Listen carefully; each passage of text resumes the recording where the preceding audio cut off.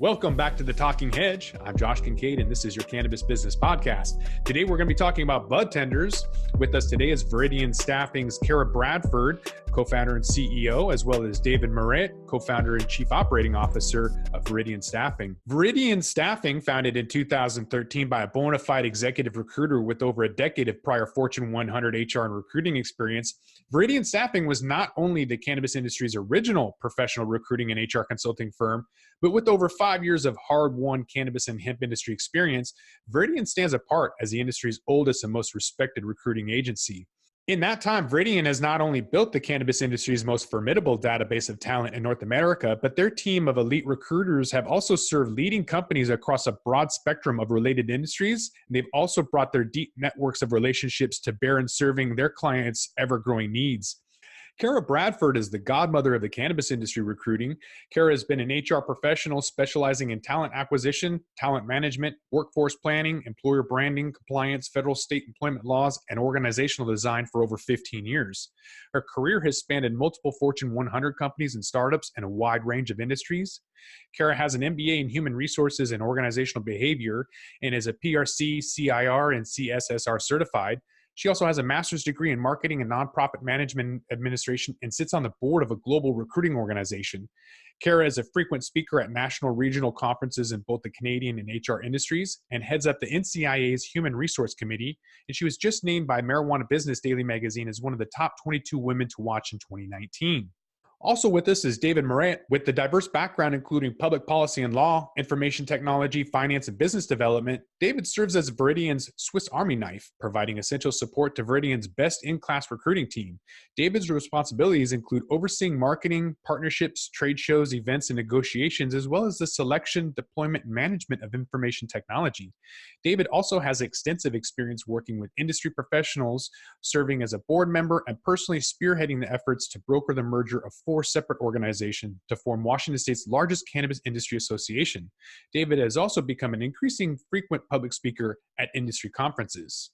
And today, Viridian's client base spans North America to South America, as well as a growing number of Asian and European countries. Viridian's human resource professionals has helped their clients round out their executive teams, fill mission-critical roles, win competitive licenses, and rapidly scale multi-state enterprises. Can you quantify the importance of budtenders and how important they are to cannabis brands? For quantifying them, that would be challenging. I think some of the guidance and advice that they provide to consumers as they're coming into these stores. We put a price tag on it, right, with their hourly rates, and in some stores, depending on the states, they can they can accept tips. However, that knowledge and background of those budtenders who take it upon themselves to educate themselves and spend time learning about the plant and the different effects that it might have on one individual or another, depending on what they're looking for. It's really challenging to put necessarily a price tag on that, I think, or quantify that. Because it really is, it's difficult to measure because they are such valuable assets. Now, that being said, you can look at, okay, here's the amount of sales that one budtender is bringing in versus another budtender, kind of look at, what they're, how many of them have repeat customers and start to offer kind of performance management or performance-based incentives to some of those budtenders for what they're able to bring in terms of customers and repeat customers. So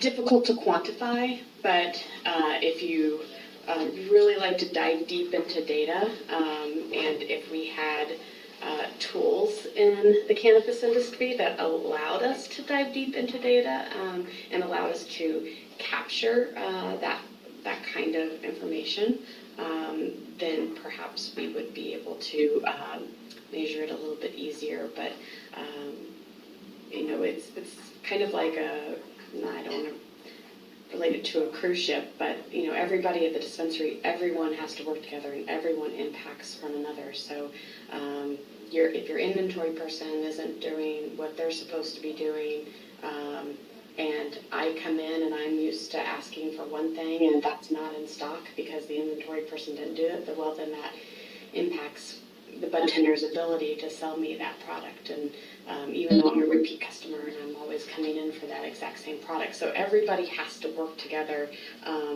as one cohesive unit to make sure everyone is successful at the store.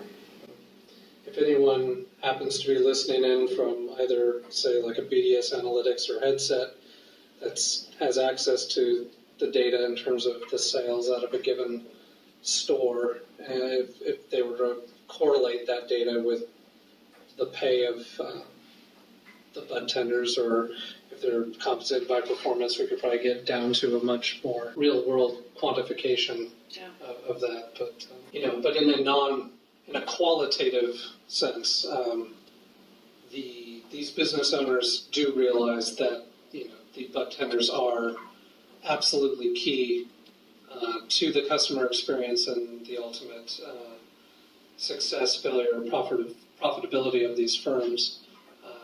There seems to be an increasing number of them that,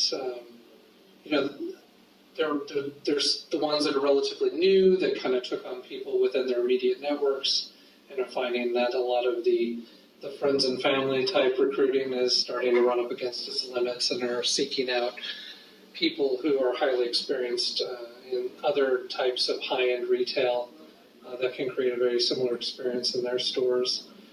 A lot of folks positioning their retail experience at that high end and wanting to reflect that sort of experience. So certainly on the qualitative side, we see that businesses are increasingly aware of the value of that. And then also people trying to match the personality of their neighborhood. We recently worked with a dispensary in Capitol Hill that wanted to make sure that their management and who would also be responsible for hiring the various other budtenders would be very reflective of the vibe of the neighborhood, so all these things factor in. Yeah, well, and those budtenders, I mean, really what they're doing is relationship building, and with every customer that comes in, that could be a potential repeat customer, and so they're building. They're really great budtenders. Build relationships with every single customer that's coming through the door. So the next time they walk in, they're like, "Oh, and how's your dog doing today?" And how was that vacation that you were going to go on? Oh, weren't you taking product to go into the mountains hiking? Are you doing that again? So they meet these individuals as they come in to purchase. They internalize that, and that's how they get those repeat customers. And they're really great budtenders. I've been to a few stores where it seems like they remember everything about me, and those are the stores that I'm going to keep, and those budtenders that I'm going to keep going back to, because they are just really great at building those relationships and getting people in. As a customer, I walk in and I'm looking at brands, noticing the ingredients on the back so that the budtenders can read it. Any other blunders like that you guys have noticed? I haven't noticed any of that, but maybe it's just the stores that I'm going into. I definitely have been in there, and as they'll typically pull out, especially the places I go frequently because they know I'm particular. They'll pull out, basically same strain, same company, everything, and they'll lay it out for me, but they'll lay out maybe 3 different packages, and then they'll flip one over so I can read the back as I'm looking at those products, or at basically those buds. I'm a dry flower person, so so I've noticed that, but I don't think I've noticed in stores where it was turned over so the budtender can see it. A little bit more. Fair disclosure, not by no means a frequent or heavy consumer, and God knows we have enough friends and associates and clients that just give us so much product. A lot of it goes bad before we even get to it. But to the extent that I have gone into dispensaries, particularly in Washington and Oregon, I guess one of my frustrations or pet peeves that somewhat related to how you framed it is that I tend to be a very independent shopper, and I want to see all the various information and stats. And I haven't really noticed so much that maybe one side of the packaging is viewable to me and the other is to the other person, but that it's either behind the desk, behind glass, and there's no other way to get at the information that I'm looking for than to have an extended conversation with somebody else about it and have them take it out of whatever case it is or let me have a closer look at it myself. And that's just not terribly in alignment with the way I shop. I think most people would be very happy with just having someone else explain it to them and point every little thing out and not being able to handle it and look at it closely.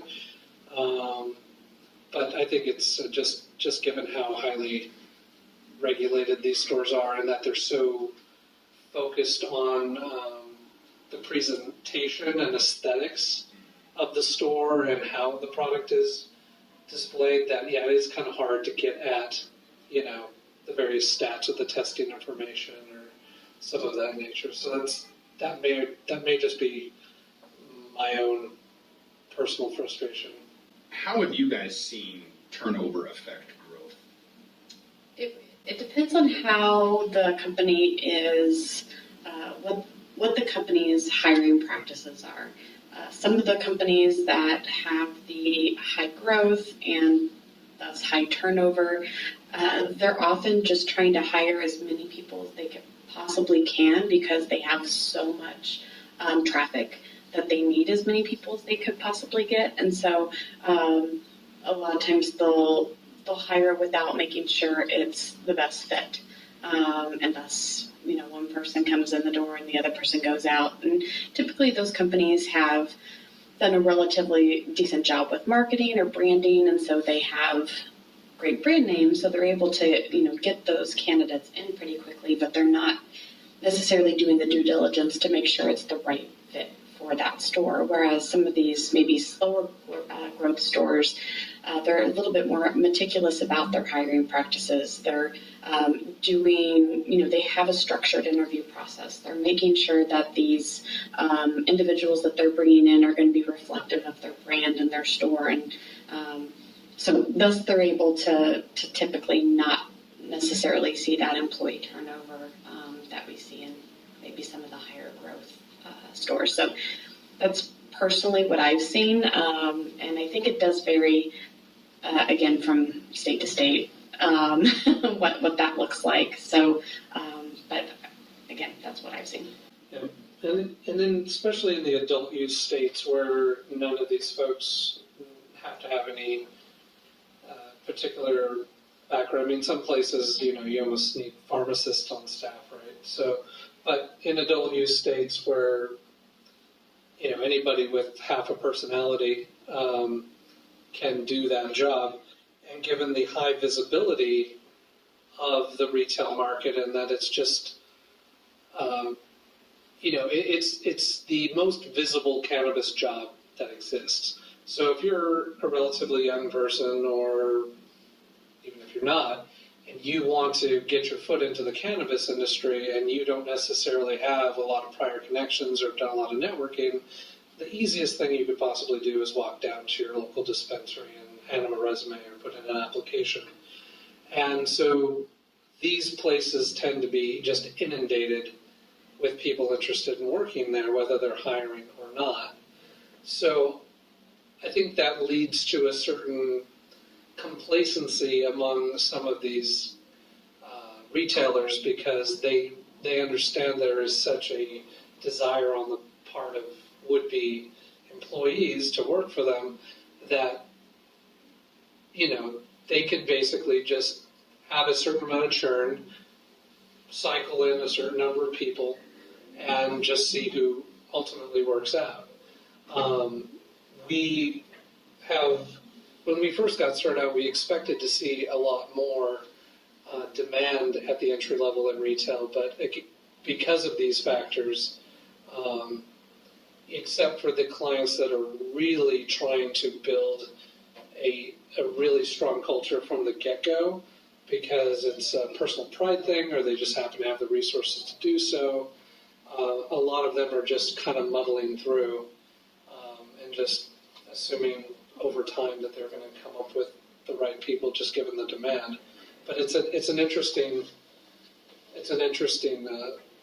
space in terms of cannabis hiring because almost nothing comes close to it in terms of the visibility and the number of people that are interested in getting those jobs.